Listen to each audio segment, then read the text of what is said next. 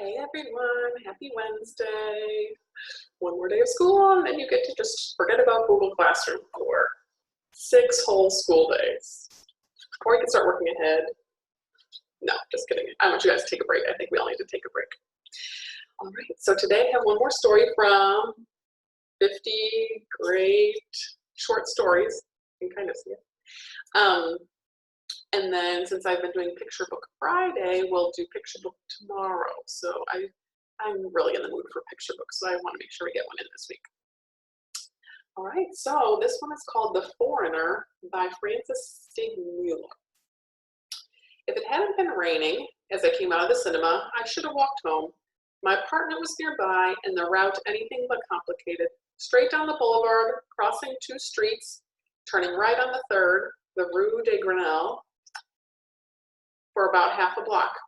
As it was, however, I hailed a taxi, and it was scarcely a moment before I realized that its driver, a ruddy-faced old man, in the midst of an attack of perversity and nerves.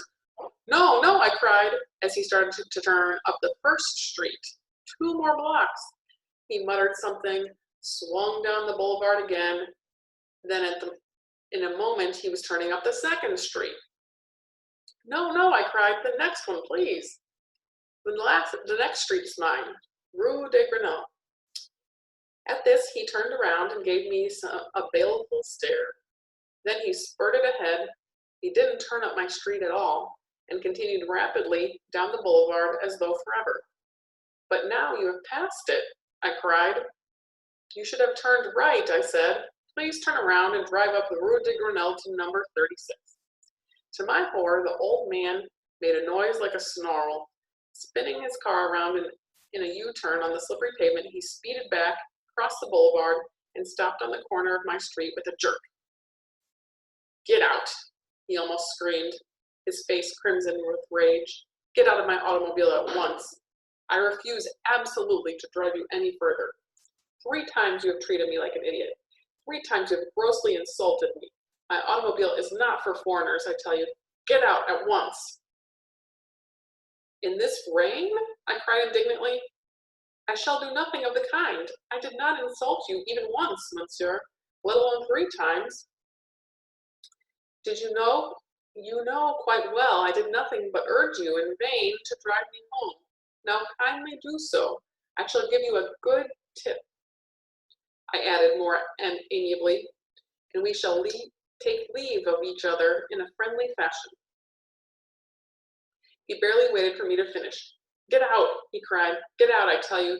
You've insulted me too often, and you will get out. I glanced at the rain. Indeed, I will not, I said. His manner calmed ominously. Either you will leave my taxi, he said in an even, hoarse tone, or I shall drive you to the commissariat of police, where I shall demand the recompense due to me for such insults as yours. Choose. In such weather as this, I replied, I have no choice. To the commissariat by all means. And there we went. The commissariat was only a few doors from mine, was not unfamiliar to me. I'd been there several times before, on less quarrelsome matters, and the driver and I entered the bare room side by side. The commissaire, sitting in a lonely authority behind his desk, greeted me as an acquaintance. Good afternoon, monsieur, he called me by name. I can help you. What is it you wish? But the old man, to whom the commissar had barely nodded, gave me no chance to speak. It is I who wish, he cried. It is I who wish to complain against this foreigner. 3 times he treated me like an idiot, monsieur. 3 times he insulted me grossly. I demand justice, monsieur. The commissar stared at him, his face expressionless. I felt that he, like me, was wondering in just what condition the old man was. Then, turning to me, he asked me if I would have the kindness to make it my deposition. He took up a pen and opened a large blank book, and as I spoke, took down my story in a flowing, plummy hand. The giving of my address to the driver, the 2 incorrect turns, The mutterings, the missing of my street, the rage, the ultimatum, all the commissar inscribed imperishably in whatever the French call the Spencerian style. Once or twice he interrupted me to reprimand the driver, who muttered beside me at various portions of my testimony. When I had finished, the commissar continued to write for a moment, ended with a particularly fancy flourish, blotted his last line, and thanked me. Then he turned to the driver. "And now you," he said gruffly, "you depose too, so that I can make up my mind on this perplexing question." The old man, however, had no deposition to make. 3 times was all he could say. In a thick, angry voice, gesticulating to the commissar and glaring at me, "3 times, monsieur. 3 times he treated me like an idiot. 3 times grossly insulted by this foreigner. It is not to be borne, monsieur." The commissar looked up crossly from his notebook, where these accusations had been duly inscribed. "But the circumstances, describe in detail what took place while you were with a gentleman. If the circumstances which he had related are not true," he said, casting me a glance of apology, "correct them." Once again, 3 times was all that my accuser could say, and the commissar laid down his pen rather briskly. "It is entirely clear," he said in a definite voice, "that it is you, monsieur, who are the injured party in this affair, and I shall be happy to indicate my decision by requiring this person to drive you to your door without charge. If monsieur will now have the goodness to grant me the favor of a brief glance at his papers, a formality required by law in such cases as these, I shall depose you of the matter at once. Your carte d'identité, monsieur, if you please." Like a plummet, my heart sank. In my mind's eye, I saw the desk in my study, and lying on it, forgotten, the identification card which foreign residents were required by French law to carry at all times.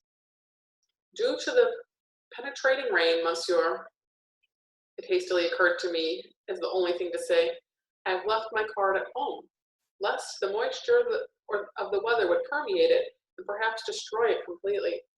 In the morning I can easily bring it to you, monsieur, and I hope that this will satisfy your requirements, which I realize are strict and necessary." But I had done the unforgivable, and everything was changed and over with. "That will not satisfy the requirements," the commissaire said sternly, with his face now like stone. "It's true that you will bring your card here tomorrow morning, but in view of the present circumstance, I am forced to alter my judgment in this affair.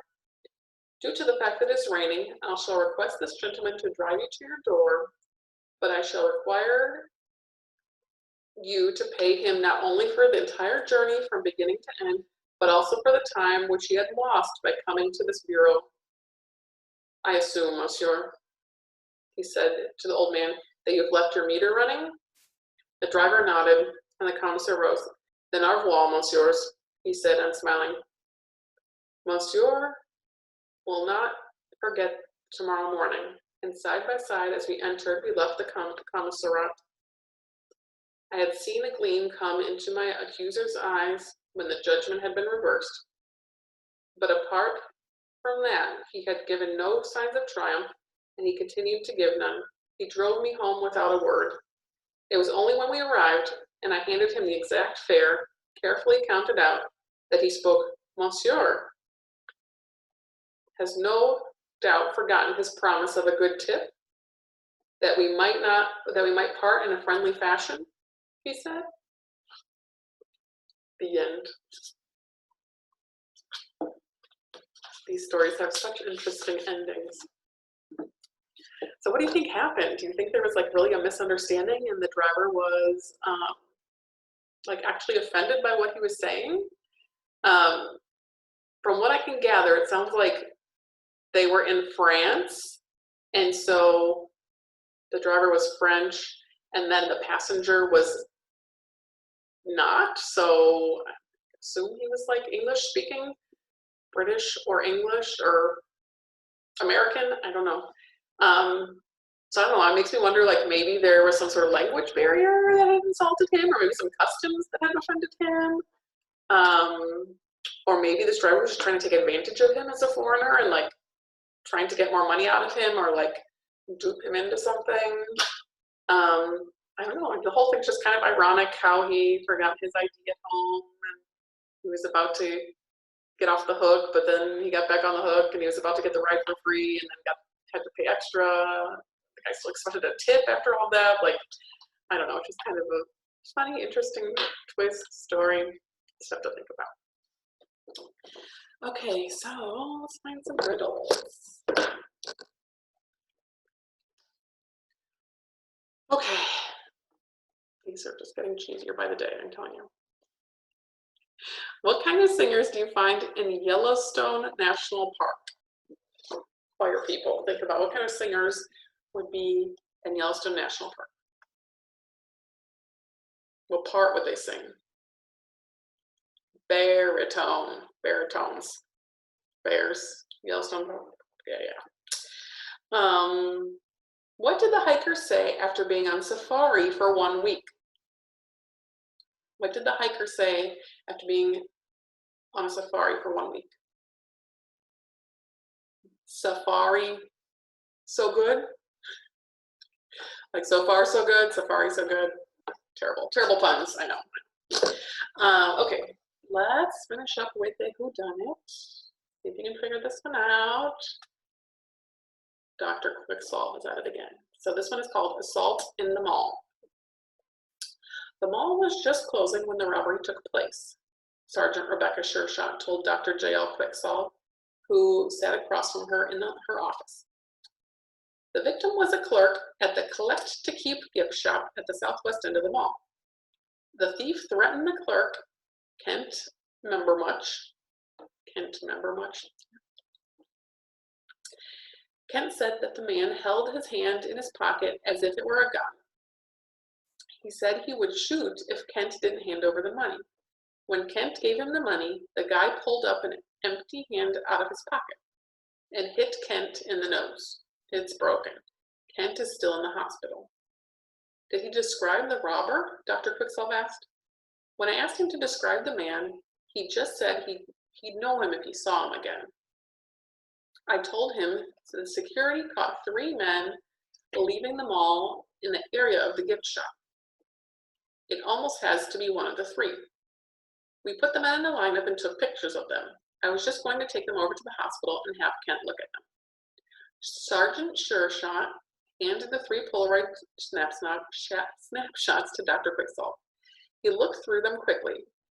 The first man was very tall, about 6 feet 8 inches tall. According to the lines, the numbers on the wall behind him in the lineup room. He had a black mustache and short black hair. The second man was about 20 years old, and he wore a white blazer with red polka dots. His hair was tied in a ponytail behind his head. The third man was about 6 feet tall and was pretty ordinary looking. Dr. Quicksolve shuffled through the pictures again and picked one out and said, "It's this one." So which man did Dr. Quicksolve pick? So having all that information, having those 3 people's pictures, he felt like he knew which one had robbed the store. So let's review. What do we have here? The store was at the southwest end of the mall. The thief had threatened the clerk, Kent. He said his hand in his pocket looked like a gun, and he told the guy he was going to shoot him for the money. And when Kent gave him the money, Kent believed him, the guy pulled out his hand and just punched him in the nose because there was no gun. And it was broken. He went to the hospital. And then the security people caught 3 men, one that was very tall. The second one was about 20 with a white blazer, red polka dots, and a ponytail. And the third was 6 feet tall, ordinary looking. So what clues did Dr. Quicksolve have that made him deduct which one probably did it? Ready? Dr. Quicksilver figured Kent would have mentioned any unusual characteristic to help identify the assailant. He surely would have mentioned if he saw a man as tall as 6 feet 8 inches, or a woman in a polka dot blazer. Dr. Quicksilver thought it must be the man who was more ordinary looking and harder to describe. So saying out of those 3 people, the clerk would have easily remembered the tall, super tall one or the one with the funny outfit. So it had to be the ordinary one that was hard to describe. That's pretty good hypothesis, I think. All right, guys, see you later. Have a great day.